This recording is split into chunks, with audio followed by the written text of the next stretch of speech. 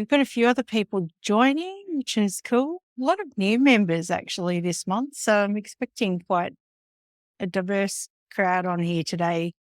And I thought I might actually go over some of the course a little bit because I really want to use these sessions to sort of top up everyone's knowledge, if you like. So, okay, Warren, how are you going? I'm going extremely well. How are you going? Yeah, not too bad for a Friday. Yes, you've been very, very busy I have actually. I feel like I've been everywhere, man, lately. So, all over the countryside. I haven't been able to check into too many of these, but I'm looking forward to catching up again. And I've been using a few of the AI tools, not just Chat GPT, so Opus and Descript and so forth. They're pretty amazing from a video point of view. yeah. We've been, Descript's one of my all-time faves, actually. Like we've been using Descript to edit our podcast for like 5 years. And it's funny, when all the Chat GPT and everything came out, Descript were quite quiet about, coming up with any more AI tools. Like I've been waiting for them forever to do like AI summaries of the transcripts and stuff like that. Anyway, it's good to finally see them head to the buffet, if you know what I mean. It looked like they were sort of standing back and saying, no, the buffet's I'm too good for that buffet. I'm going to use Opus a bit today, actually, because I'm well impressed with it. So yeah. Yeah, it's fabulous. I'm finding it such a really good tool. Yeah. And it's, the last few prompts that I've sort of put on the blog have been with Opus too. So, the responses have been with Opus and they've been, I would rank them now. I would say Opus 1, Gemini 2, Chat GPT 3. Like, Yep. and I haven't really kicked the tires on Opus yet. So yeah, lots of fun to be had then. Amazing. All right, well, let's warm up people into the chat box. If we had any amazing successes with AI tools this week or any amazing things that you want to talk about or any questions that you've had, anything on AI powered agents that's kind of caught your eye. I'm just going to pop my chat box out so I can actually put it in front of me and see it. If you read my post last night, I ended up on Facebook sort of posting one of those AI images with just a simple caption, new hair, who dis? And, it just goes to show you how easy it is for people to just look at the caption and look at the photo and go, yeah, that's real. And, obviously you people that read my post last night and Sean Carr, he was quite funny actually, like his comment was, your earrings are nice. Where'd you get them? And I just sort of responded with, if you know, you know. But, I think that Sector Labs tool, I'm going to try Mark with it actually, because if you look at, I think I've got it up here somewhere, Sector Labs. If you're a man, I think it works even better, funnily enough. So this is the, I guess, the promo. So big difference there. Hey. And they sent me like literally 300 photos and probably 10 of them were a complete waste of time. But 30 of them actually do look like me, assuming that I'd had professional hair and makeup done and Daniel Summers lighting and all of that sort of stuff. So, and for $49, I think that's pretty good value. Yeah. So today, the program today is I wanted to, as I said, go through some of the actual course again, because some of you that are in the course, you might want me to go through this a little bit slower, which I will today. Some of you that have done the workshop, this is sort of, I guess, a new summary that I've done. And also on the blog, I've been using these techniques a lot. So I just want to go through them so that you all have a pretty good idea of what I'm doing and why I'm doing it, so that you can kind of take it away and apply it to different situations. And then if we've got some time, we'll go over some of the new tools. And as I said in the course on Tuesday, kind of want to go through the empathy mapping stuff, because that is really useful in your marketing.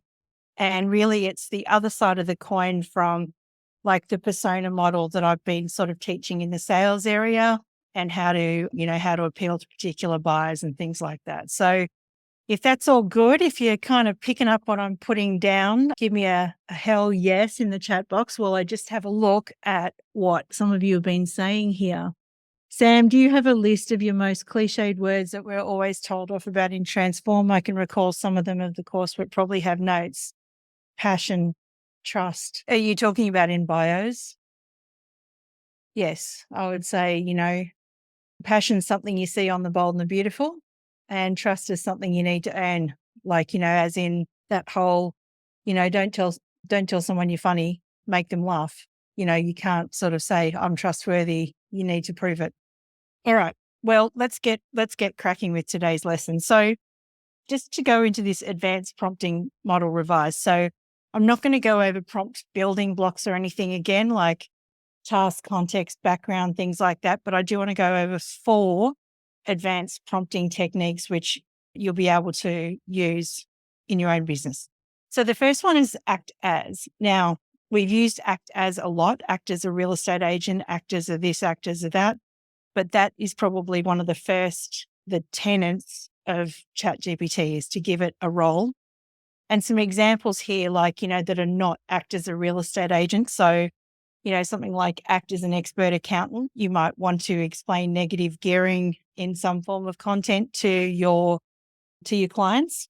So act as an expert accountant, explain negative gearing and how it applies in Australia to me in layman's terms for better understanding and compliance. First, explain it to me in detail and then give me a TLDR at the end. So that's the example I used in the course. And I might jump over to Claude this time and use that.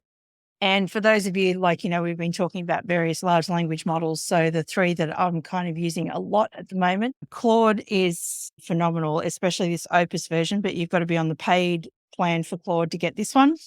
Gemini is looking pretty phenomenal, and now OpenAI are going to have to catch up. So this is a pretty decent explanation here, and then hopefully it'll give me a TLDR at the end. Negative gearing is a tax strategy used by Australian investors primarily in the property market, blah, blah, blah. So that is, that's one example of focusing ChatGPT's expertise on not ChatGPT. I mean, they all work the same way, but focusing the large language model on a smaller niche in the market. The other one is, if you happen to be documenting systems and processes or standard operating procedures or something like that, you might want to do something like act as a WordPress expert, explain how to add a plugin to my site step by step. And you could build out a lot of these things for things like standard operating procedures. So if you're training young members of the team, blah, blah, blah, then this could be really helpful for you. And this is so good, it's almost just copy it word for word. So that's method number 1, which is act as. Now, method number 2 is the ask questions method. So, and the ask questions method is something that I've been using a lot on AI powered agents. So, for example, that Forbes magazine interview, did everyone read that one where I created myself a Forbes style bio? That was using this methodology, although I didn't say ask questions, I said interview me.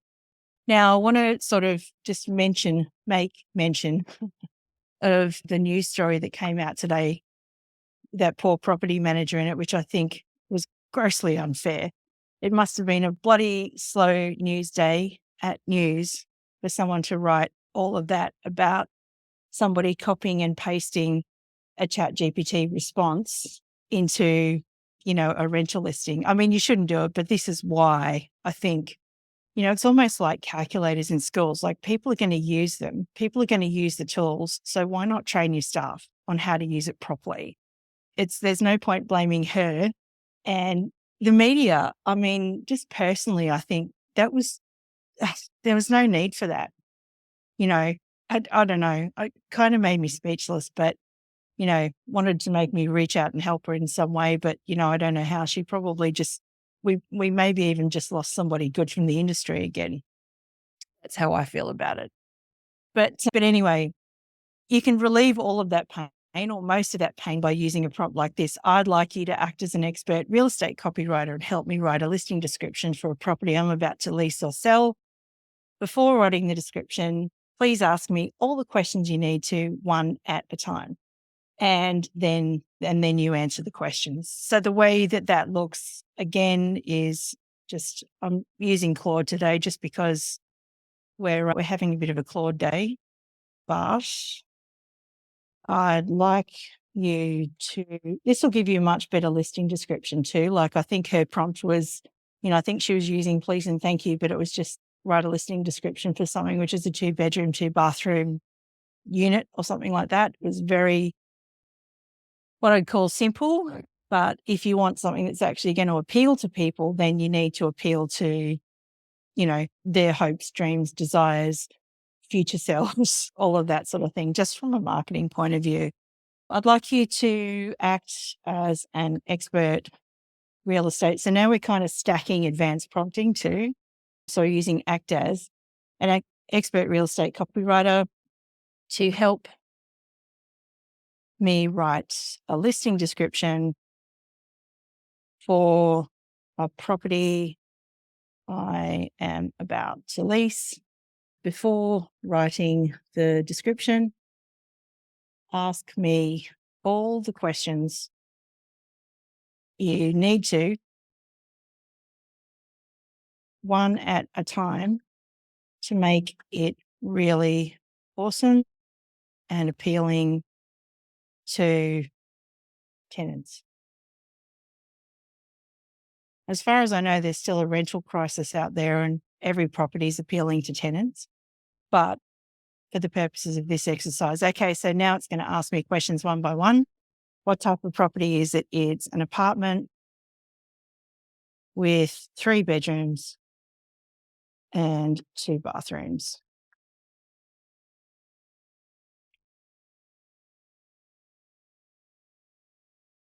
What's the approximate square footage of the apartment? And on it will go until it is satisfied that it has all of the information needed to make that listing description really awesome.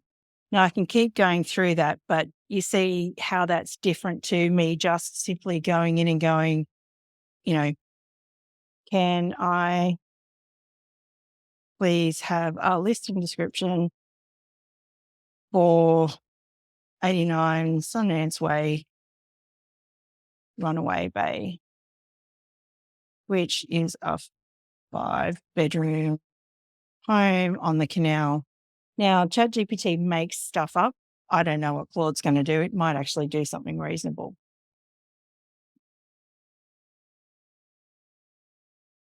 Do you know what? So far, it's pretty accurate.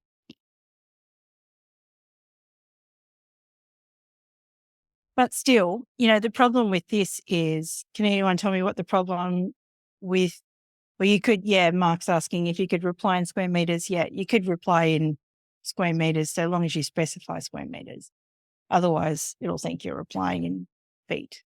But sorry, can I just do a quick check-in with everyone? So this has given me a lovely description, which is reasonably accurate about 89 Sundance Way, Runaway Bay. I know because I lived there for a while when I first moved to Queensland. But, it's still I would say 7 out of 10, even though the accuracy is probably 9.5 out of 10. Can anyone tell me why? Particularly you guys, that there are some Americanisms. Yep. Epitome. Yep. Oh, God. Everyone uses the word epitome. Have you noticed that? Claire was asking for overused words. Epitome. That's one of them. I just think it's just really basic. I think the work that we've been doing in the course with working out the buyer persona first and then tailoring the listing description to the buyer persona is much better. Does that make sense?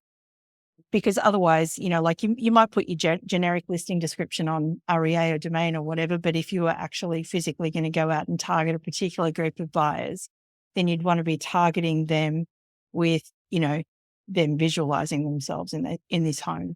Does that make sense? Yes or yes? Yes. Excellent.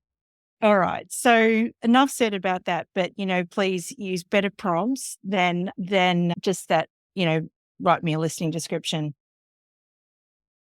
So the next one, again, this is another sample prompt for you to have a play with, and I'll give you the prompts when I post the replay of this on AI Powered Agents. You're an expert real estate copywriter. Create a short pitch to persuade potential buyers to visit an open house. Please ask me any questions you need to until you have all the information you need to make the pitch truly compelling. And again, like what we're saying is, don't just write me a letter to invite people to an open house. Ask me questions first, and then let's make the whole thing really awesome. So that's the ask questions methodology. So, and this one is super powerful. And if you want another example of that, the Forbes, write me a bio, where I said, I want you to interview me for a bio for Forbes magazine. Ask me all the questions that you need to write me a bio in that style, or something like that. But that was from a couple of days ago. Cool. Thumbs up, thumbs down. Yes. Couple thumbs up. Good. I like two's better than one. Absolutely. Okay. So the next one, which is the third method, is the break it down method. And this one is super powerful for long and complicated prompting. And the way that I'll just flick back to ChatGPT again for a moment, but let's just say, you've heard a million times, you need a lead magnet for social media, so that you can get people on your email list and then you can market to them till they buy or die. I mean, that's basic internet marketing theory. But a good way to do this is to write an ebook. So, and you might sort of say to ChatGPT, I want you to write a 1,500 word ebook on selling your home. Now, if you were to just do that straight into ChatGPT, it would give you 1,500 words, but it'd probably give you 1,500 words of rubbish that you have no control over. Does that make sense? Like it's just going to go off on its own tangent for 1,500 words because that's what you've asked it for. Except this time, oh no, here we go. That's given me an outline of the book first, as you can see. Can you see? You've got my screen. So it's given me an outline and now it's going to start writing. The other thing too with ChatGPT itself is it's hugely unreliable when you ask it for a certain number of words, because the way that it counts tokens versus words and things like that is quite different.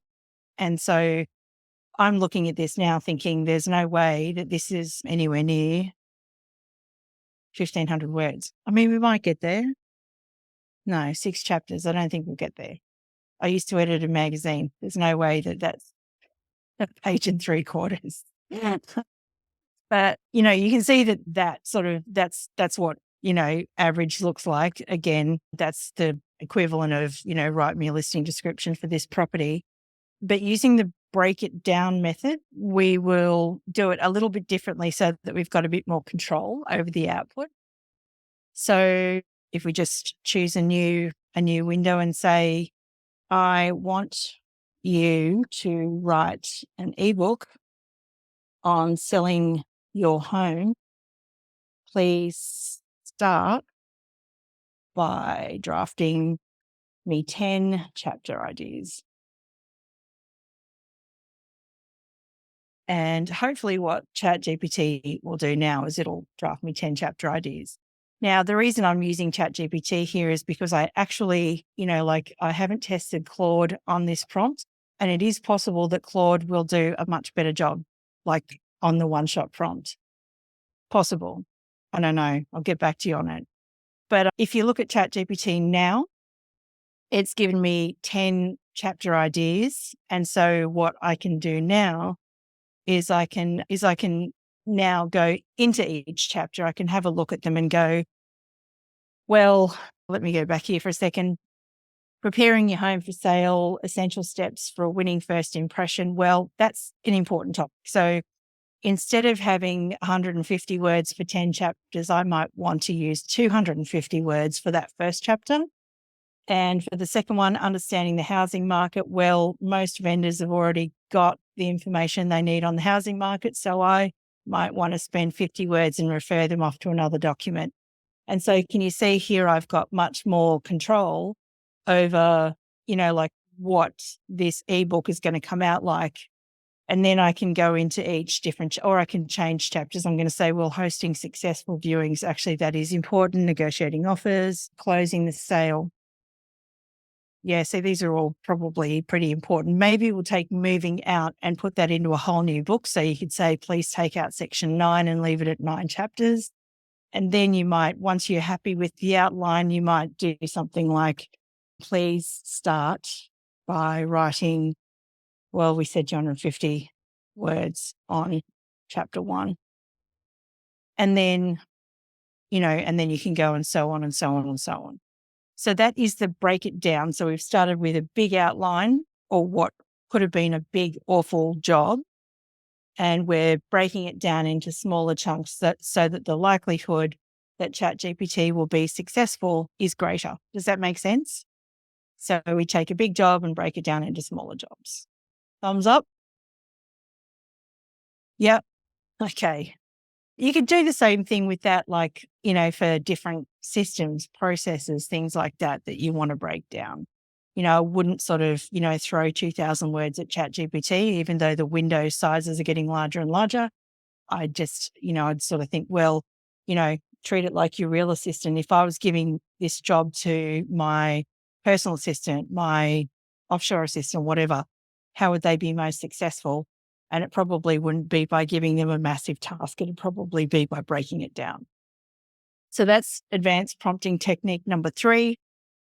And then the final one, which again I use a lot, is the primer method. So this is actually priming the model with information before, and it doesn't matter which model, they all kind of work the same. And that was the example I used on my blog of this one is Stop Sounding Like ChatGPT, which is a way of writing, say, a blog post or something like that in your own voice. And the example I used is I want you to write an 800-word blog post on living in Broad Beach waters. Now, if I was to just do that, see, I can't stop saying please, even though I know now that please is not a factor. I always want to say please, right? And I know.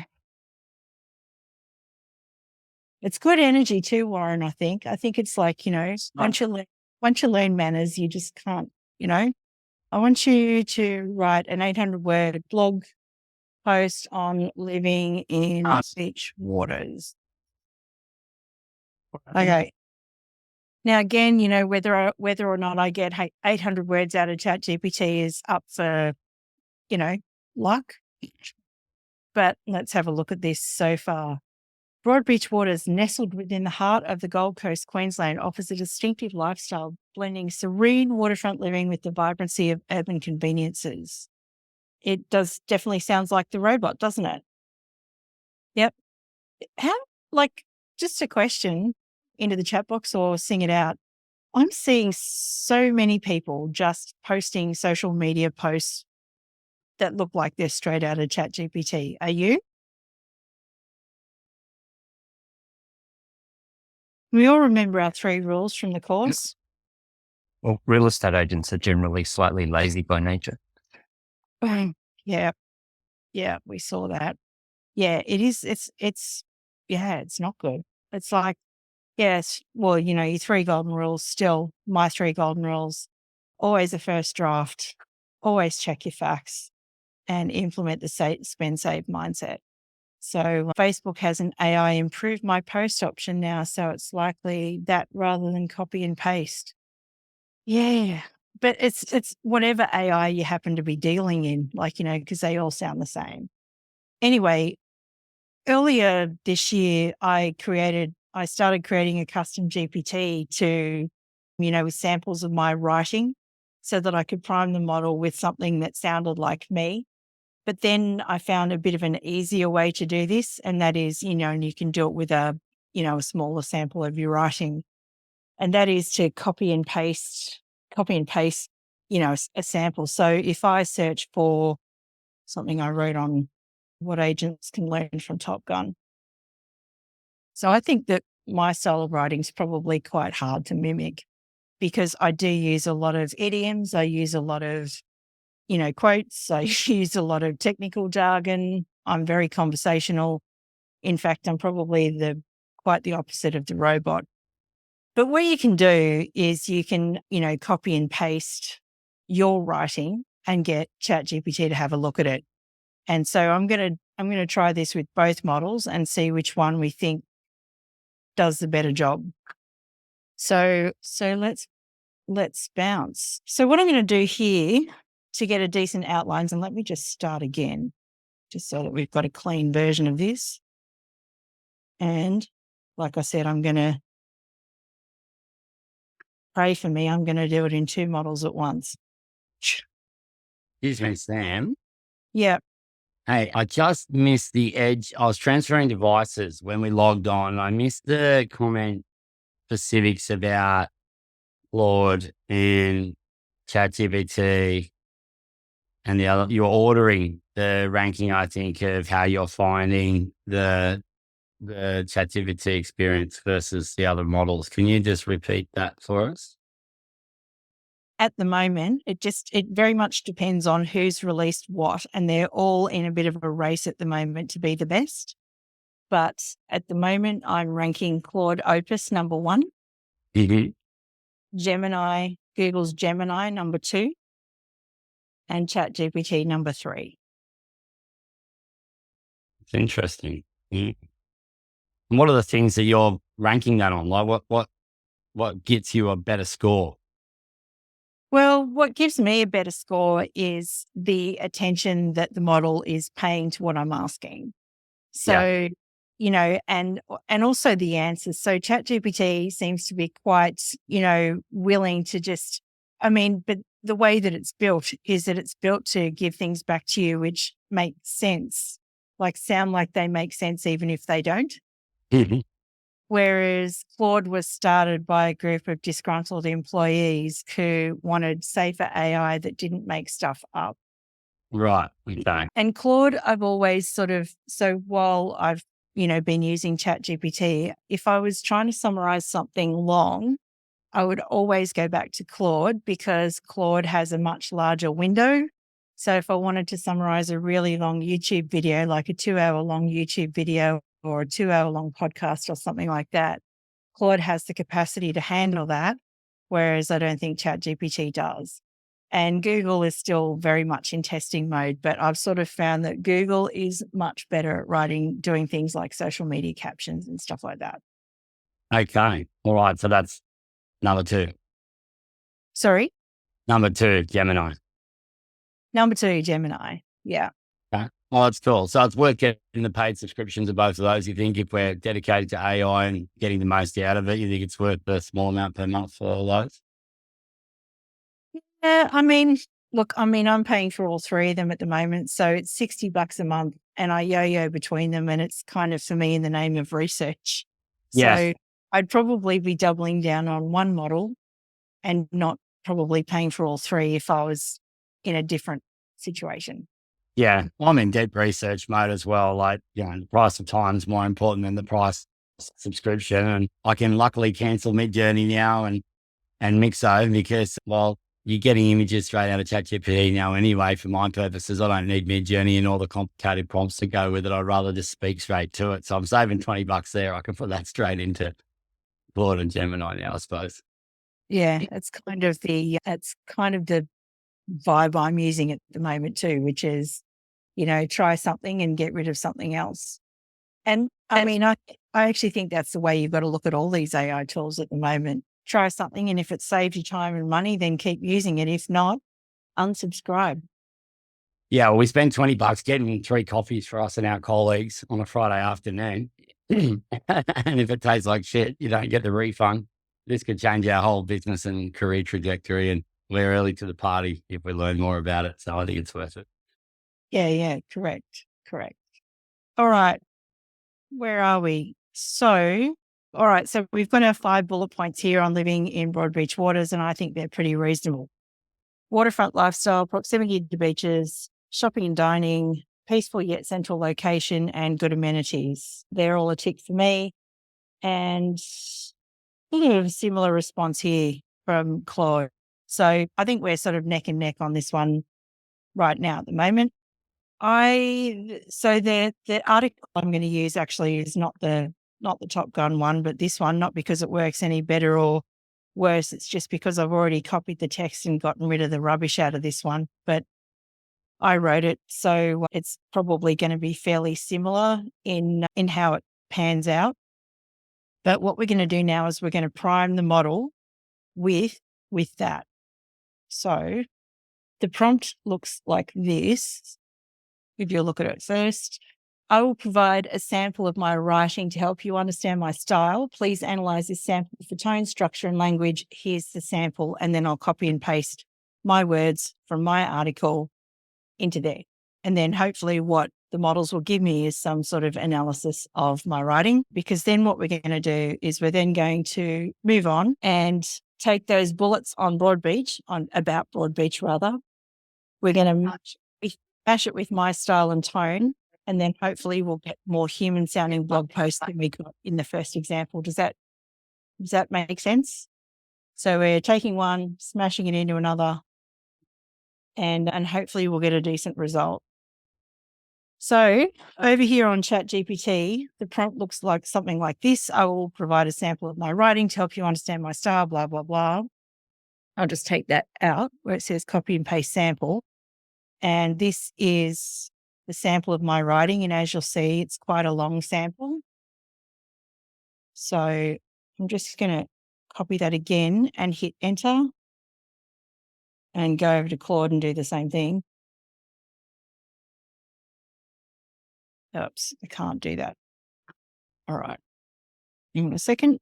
What I need to do with Claude, the reason I just backed out of that is because I need to put the prompt in and the sample separately.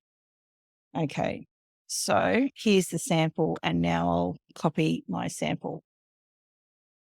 Right. Okay. Now we'll leave that for a moment and come back here because this should have done it by now. So your writing sample exhibits a conversational and engaging tone, making it relatable and easy to read. Here are some observations. The tone is informal and personal, blah, blah, blah. The structure is well structured. Language is straightforward. Use of examples is there, and engagement strategies. So like I basically write like I'm talking to someone. And so it's done. So this is kind of like, go back to the basic building blocks of ChatGPT. So this is now extracting some basic building blocks out of my writing, which is style and tone. Does that make sense? And so now we're going to apply that style and tone to writing a blog post about Broadbeach waters. So over on Claude, over on our other channel, what does Claude think? Overall tone is conversational, engaging, and reflective. You share personal anecdotes and experiences. Piece has a clear structure. The language is clear, concise, and accessible. Okay.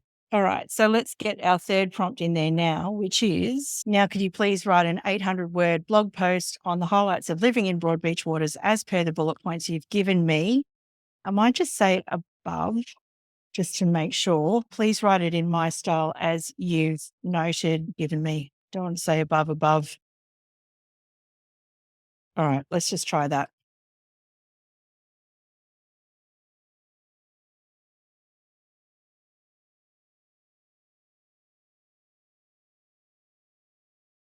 And while that's running, I'll do the same thing with my friend here. So ChatGPT looks like it's following my instructions pretty well here. Now, let's be real for a moment. When it comes to finding that perfect place to call home, we're all looking for a slice of paradise, aren't we? A place where the water kisses the backyard, the shopping is as thrilling as a day spent with your best mates, and the tranquility of a serene neighbourhood meets the vibrant buzz of a central location. Sounds like a dream, right? Well, let me introduce you to Broadbeach Waters, a hidden gem nestled in the heart of the Gold Coast that ticks all the boxes and then some. All right, team, does that sound like me or not? Yeah, it's not too bad. It's not awful. Okay, it does a bit. Yeah, like let's be real for a moment, bit at the start. It's not what you're used to seeing in copywriting, but it's actually how you spend a lot of the time. Yeah, I feel like, it's definitely sounds more like a human now than it does a robot. And I mean, okay, this one. Now, I don't know about you, but the thought of just being a hop, skip, and a jump away from some of the most breathtaking beaches in Australia gets me all kinds of excited. Broadbeach Waters is perfectly positioned a stone's throw away. So it's picked up my Aussie sort of, drawl, yeah. I mean, it is very different, let's say, to this one here. And yeah, so it's It's markedly changed that basic one. And then if we go back here, I just want to do a quick find for the word epitome. 0. Winning. So thoughts on that effort out of 10 in the chat box?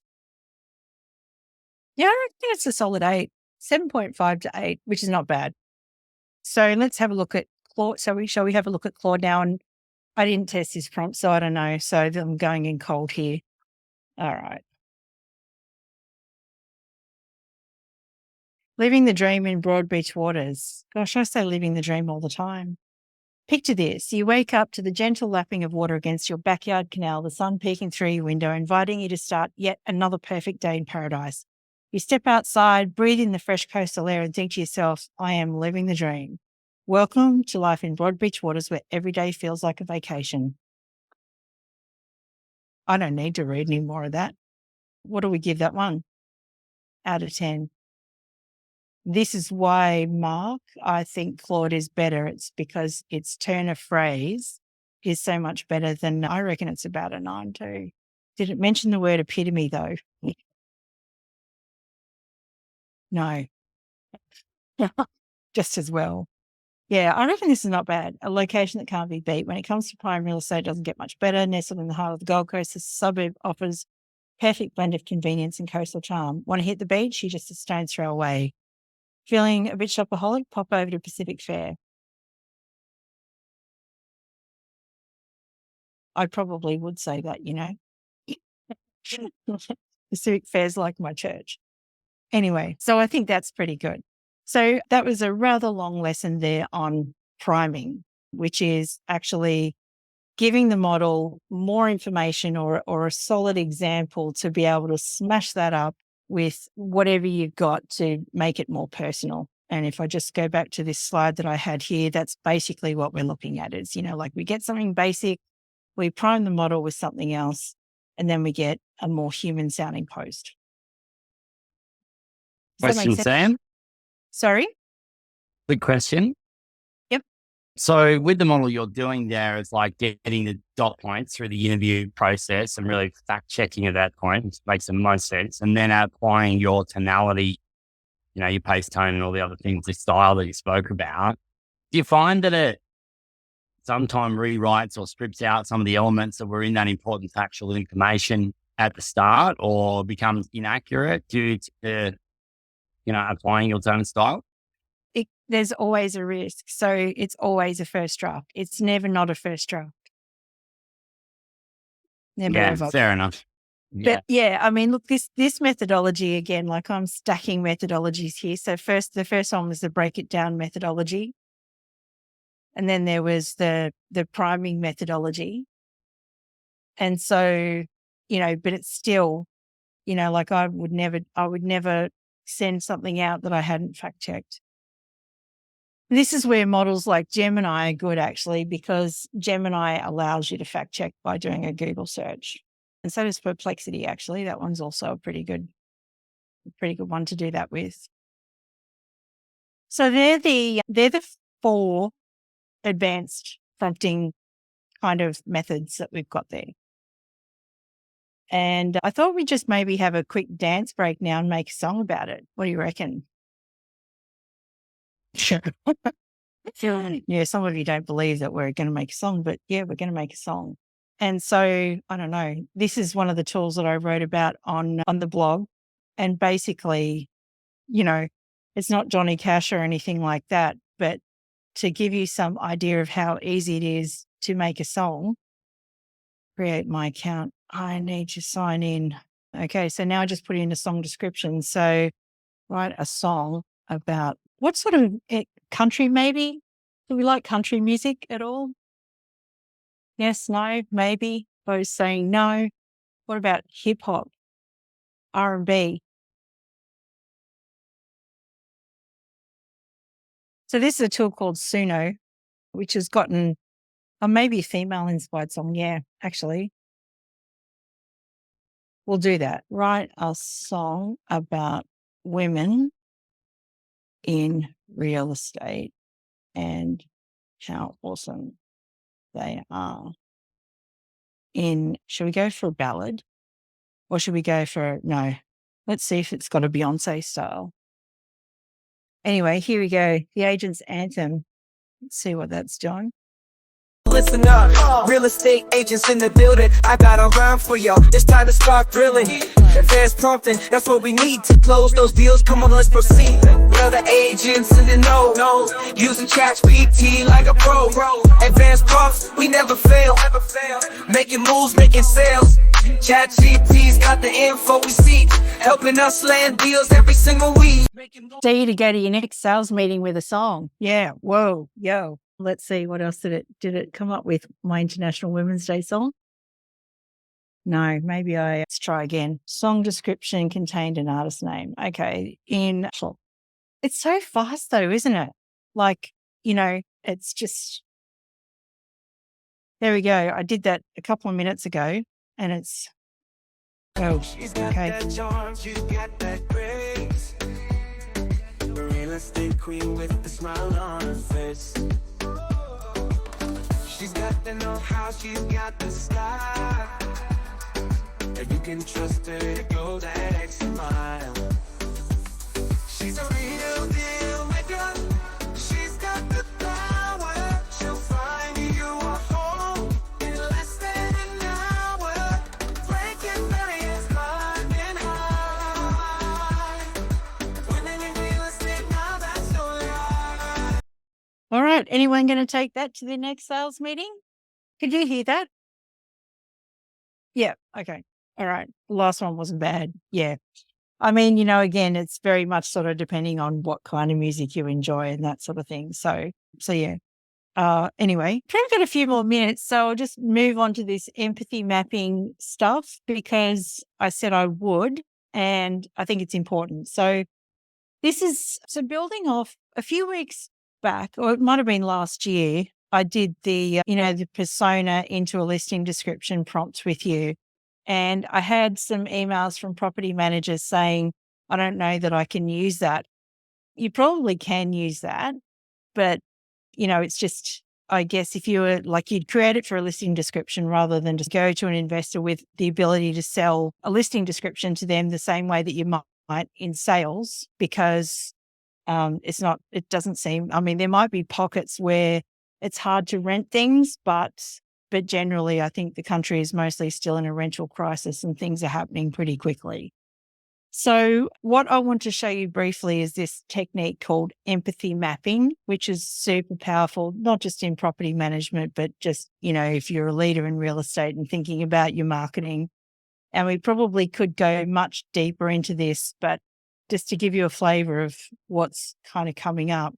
And I think, and I said this to the group on Tuesday, marketing is an area that's going to get hugely disrupted by AI. I mean, it already has been because, the speed with which you can do things, the speed with which you can target a buyer, the speed with which you can create copy, all of those things has just, it's escalated by 10x. And so, if you're a marketer at the moment not using ChatGPT, I think you're mad.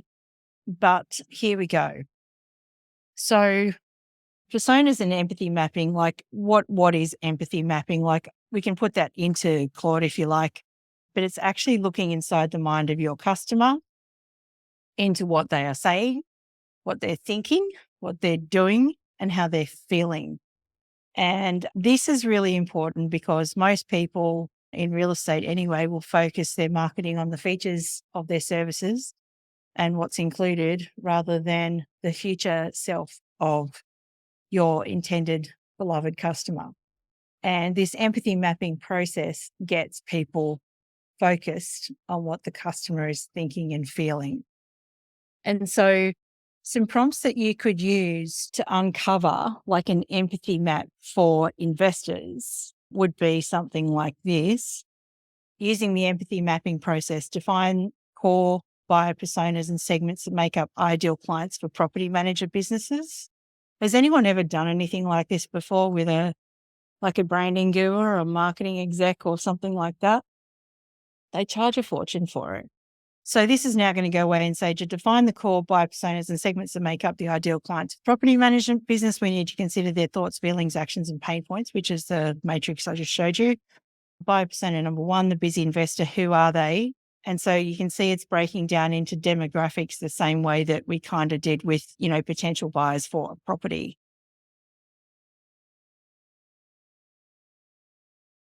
And you can see what Claude is doing here. Okay. Now, to define the core buyer personas and segments that make up our ideal clients, here are two potential buyer personas. Core buyer personas, the busy investor. So who are they? They're individuals who own multiple investment properties, professionals with full-time jobs, aged between 35 and 55, high net worth. What do they think and feel? They want to maximize ROI. They're overwhelmed by responsibilities of managing multiple properties, blah, blah, blah. What do they see? Other investors successfully leveraging property management services, ads and content emphasizing the benefits of professional property management, and reviews and testimonials. What do they say and do? They actively seek recommendations, they attend investment seminars, they research, etc. And what are their pain points? Limited time to handle tasks effectively, difficulty finding and retaining quality tenants, blah, blah, blah. So that's one way of going about it. And then what you can do is then you can speak to the pain points to develop like a future self in a marketing perspective. Okay. So I'm just picking one of those personas that I had before and just creating a list of 20 concerns a remote property owner might express when hiring a property manager. And I'm going to say, make it emotional and in the first person. So we're going to tell a bit of a story about the pains and concerns that this particular type of investor is feeling. And I mean, you could, flip this around. You don't have to have property investors. You could have vendors. You could have, if you're dealing with other people. So here's the worries of this particular persona. I'm worried that the property manager won't care for my property as well as I would. Will they be able to find reliable tenants? I'm concerned about the cost of hiring a property manager and whether it be worth the investment. How can I trust a property manager to make the right decisions when I'm not there? I fear a property manager might not communicate, and so on and so on and so on. So this is the state most people are in before they find a good service. And I don't know if any of you are familiar with Ryan Dice's customer value journey, like digital marketers' customer value journey, but he always suggests as part of any sort of marketing plan or analysis that you start looking at the customers before state and then look at the customers after state. Because again, they don't really care about the features of your service. They only care about the transformation that they're going to have. And so my next prompt to Claude is going to be, assuming I can cover all of this, if this is the feeling before the client works with me, what might the feelings be after? Which is where we're going to target them.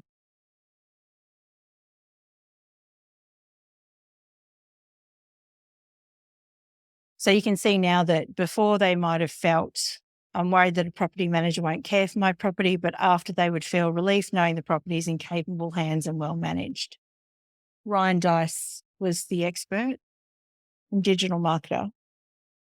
There's a whole, I've actually been behind the scenes because I'm such a nerd working on prompts that will, carry you through the whole digital marketer journey. Watch this space. But now from here, the first prompt was this one, to send chat to meeting group chat. Is it that one, Julie? Using the empathy mapping process to find the core buyer personas and segments. Is that the one? Yeah. Okay. All right. So this is before and after. So my final prompt of the day. Act as a branding expert and from the list above, create a new list of 4 to 5 core marketing messages that reflect the brand promise expressed. So what this should do now is, if I was creating any sort of content or responding to emails or anything like that, now it's going to come up with some branding messages. So invest with confidence. Our experienced property managers provide expert guidance and comprehensive services. This could be great copy for your website.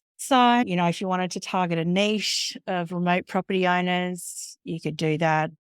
Maximizing your investment. So these are all messages that are actually targeted to that niche. So does everyone all right, Mark's holding his head going, oh God.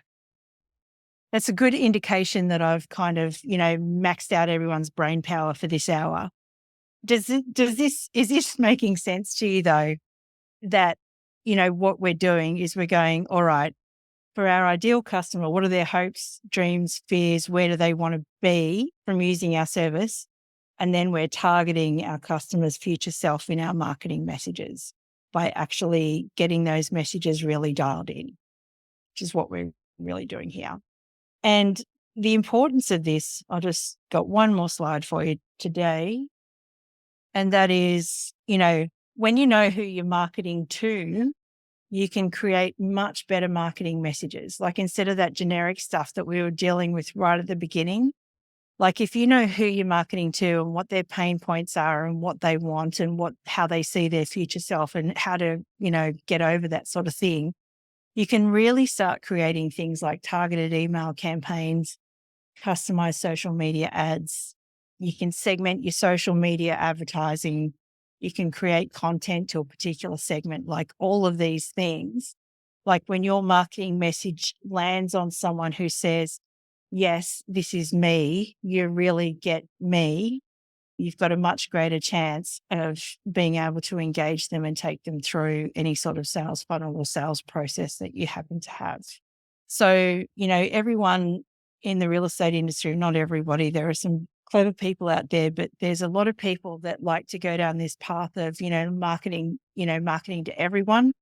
But the trouble is, and I heard Seth Godin say it on a video, if you're not positioning yourself into a specific kind of service, or you haven't defined your service well enough that you're sending customers to one of your competitors, then you need to go back and define your service again. And, again, that's pretty scary for some people. But, I've been thinking a lot about that lately is, who I am for some people and who I am not. And, and then I know who I want to talk to. I only really want to talk to agents who have, who are keen to sort of face this era of disruption head on. I don't particularly want to talk to people at the moment that, have no idea or have got their heads in the sand. And so I'm, in my positioning, I'm now thinking about, who do I want to talk to and how do I want to talk to them? And this empathy mapping methodology or the persona methodology is something that AI is super, super good at and something that you should be leveraging in your business. And with that, I'm probably going to leave it there today and open up to any questions. Any questions? Anyone want to unmute and talk about their feelings or anything else? Anyone?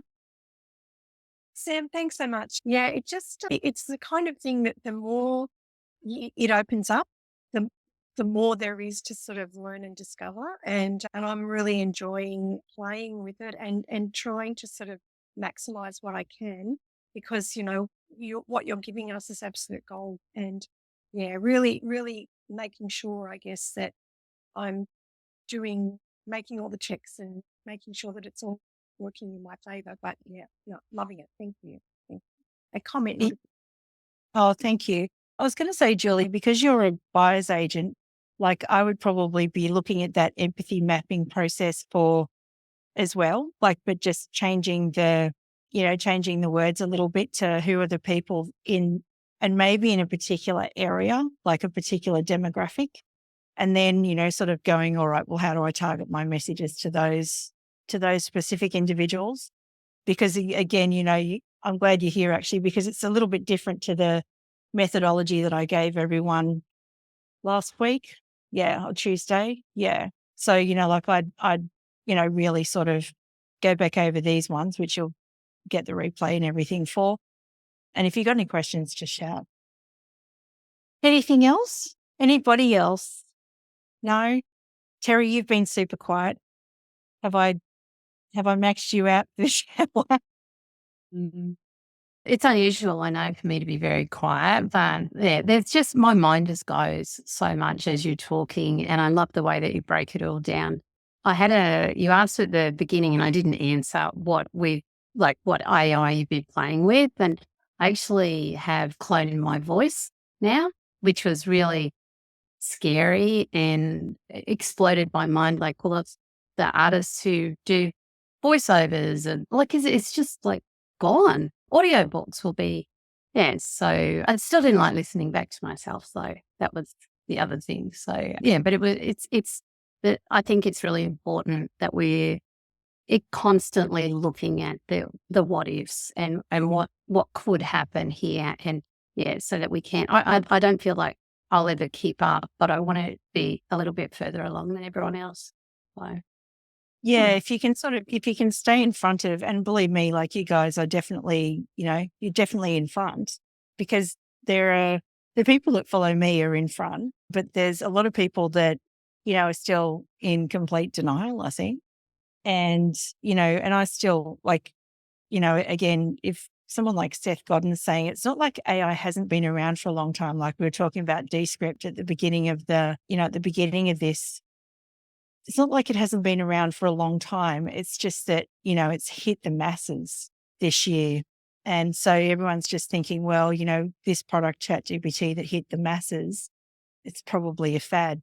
And you know what? It might be. There might be other models that will take over, but the methodologies will remain the same. Like the methodology that I was teaching back midway through last year with basic building blocks and stuff like that is the same, and is the same for every model, and will continue to be the same. It's just that the models will become more capable, and, it's our jobs, I think, to sort of think about what the capabilities are, and then how we can superpower the processes that, we do from day to day. And, I really think marketing is going to, if anyone in marketing sitting there going, I don't know about this Chat GPT, I think they're going to find themselves in a pretty awkward position by December. You guys will be fine. It's us marketers that are in trouble. All right. Any other questions? Otherwise, I might be off. I'll let you go back, do the rest of your deals for the day. And, I'll see you all soon. Some of you sooner than others. All right. Thanks, guys. Big love.